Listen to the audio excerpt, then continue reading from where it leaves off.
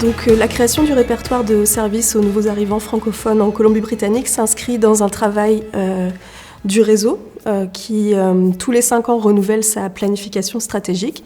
Et lors de ce dernier renouvellement, on a identifié plusieurs enjeux, notamment en matière de visibilité et d'accessibilité des services aux nouveaux arrivants francophones.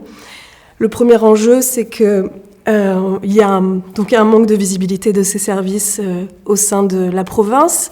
Les immigrants francophones ne savent pas forcément que la communauté existe et qu'elle peut bénéficier de services en français pour s'installer et s'intégrer en Colombie-Britannique. Donc notre premier objectif en tant que communauté était vraiment de pouvoir rassembler toutes les informations. Mais aussi, ce qu'il faut comprendre, c'est que les immigrants francophones, quand ils arrivent en Colombie-Britannique, comme ils ne nous connaissent pas, ils vont aller chercher peut-être des services plutôt en anglais. Et les fournisseurs de services anglophones ne savent pas non plus qu'on existe. Donc ce répertoire, il était vraiment là pour outiller toute la communauté francophone, anglophone et faire connaître tout notre panel de services auprès des immigrants. Le répertoire de services aux nouveaux arrivants francophones, c'est un document relativement exhaustif.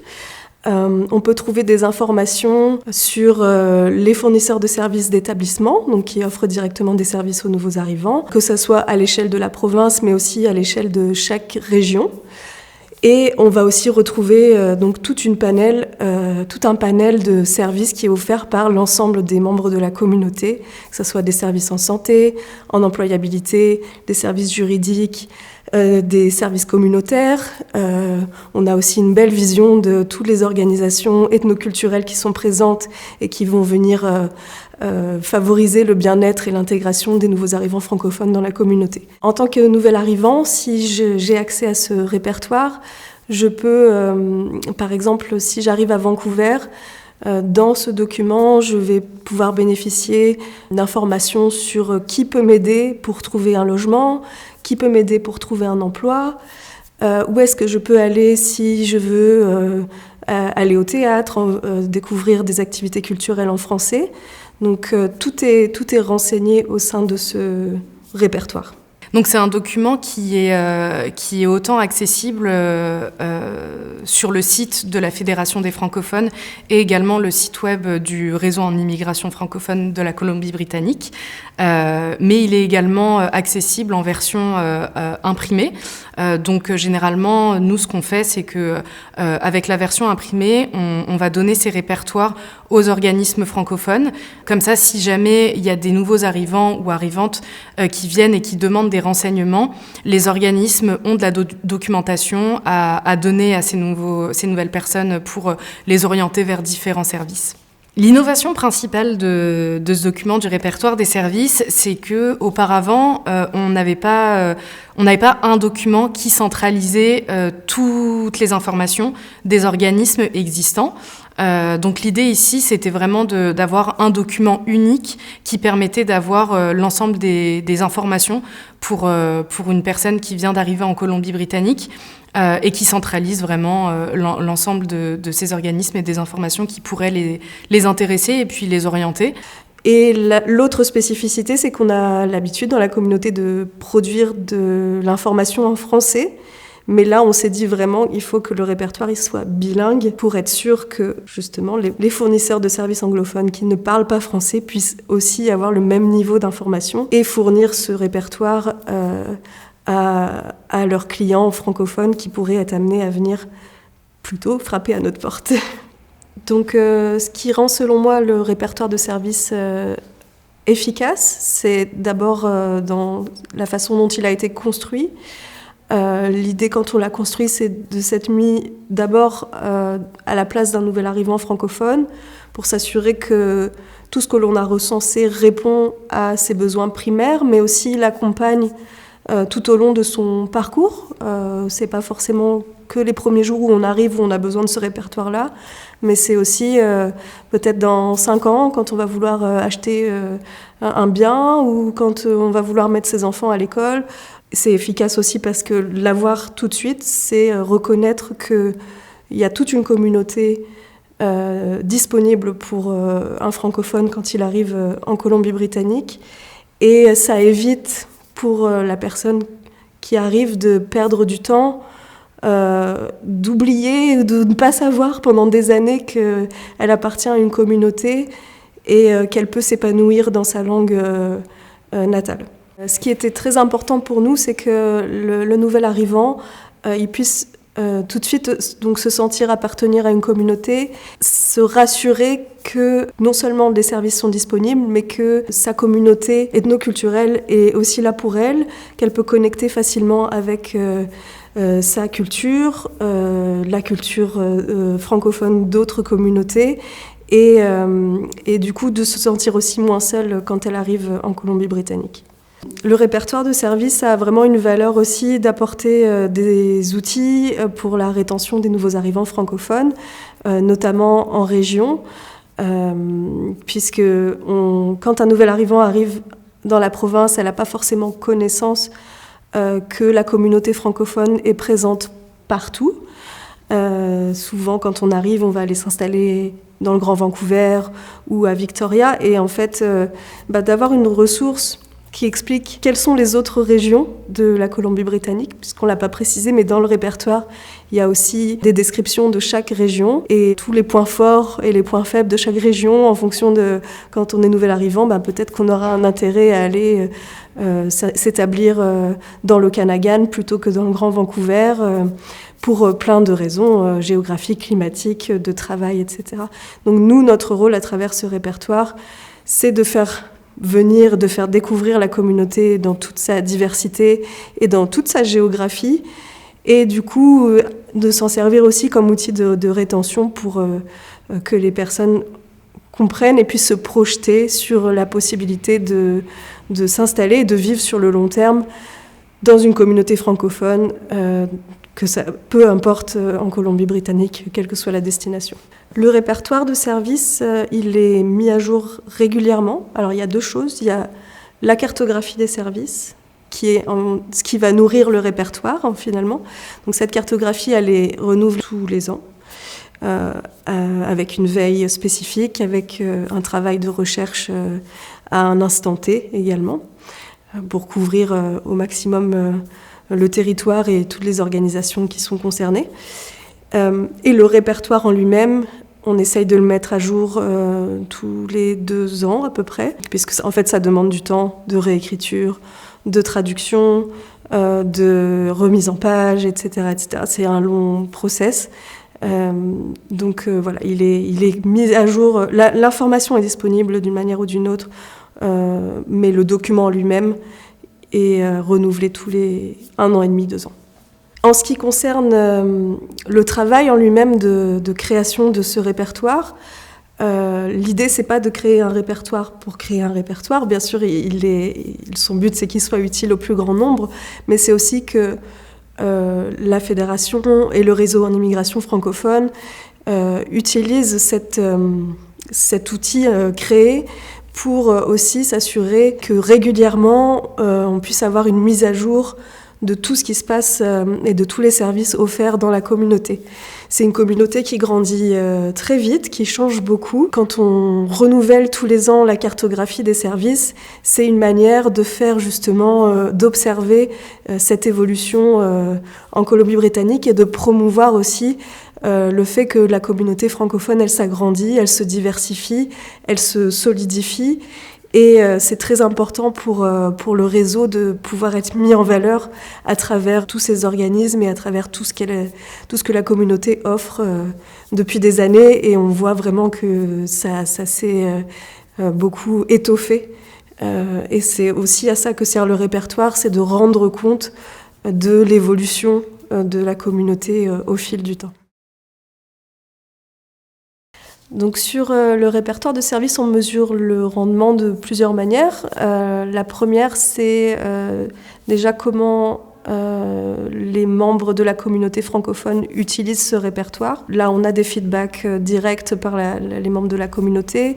On le mesure aussi tous les ans quand on refait la cartographie des services pour savoir à quel degré ils ont utilisé ce répertoire. Donc ça passe par des sondages.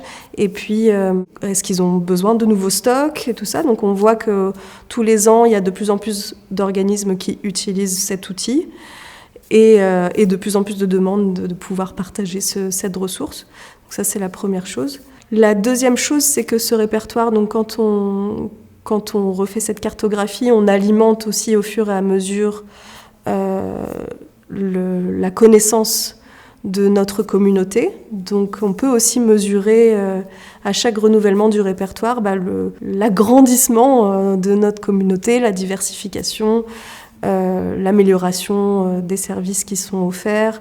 On voit qu'il y a plus de clarté aussi entre les organisations sur le qui fait quoi. Donc ça, c'est très important. Et la troisième mesure que l'on fait sur ce répertoire, c'est aussi on identifie de plus en plus d'acteurs, de partenaires qui s'investissent pour mettre à jour leurs données, pour que ça soit le plus précis et le plus clair possible pour les nouveaux arrivants. Donc on sent qu'il y a une volonté de rendre l'information accessible et de la partager au maximum, et que cet outil-là maintenant joue un rôle central dans l'aiguillage et les référencements entre les organismes, et que c'est important de plus en plus pour les membres de notre communauté d'être présents sur ce répertoire et de le mettre à jour régulièrement aussi de leur côté pour nous donner les bonnes informations. Donc par rapport aux statistiques en ligne du répertoire des services, on a pu constater que 251 personnes avaient consulté le répertoire des services, et parmi ces 251 personnes, 189 étaient des utilisateurs actifs, donc ce qui veut dire que c'est des personnes qui l'ont utilisé régulièrement et à plusieurs reprises.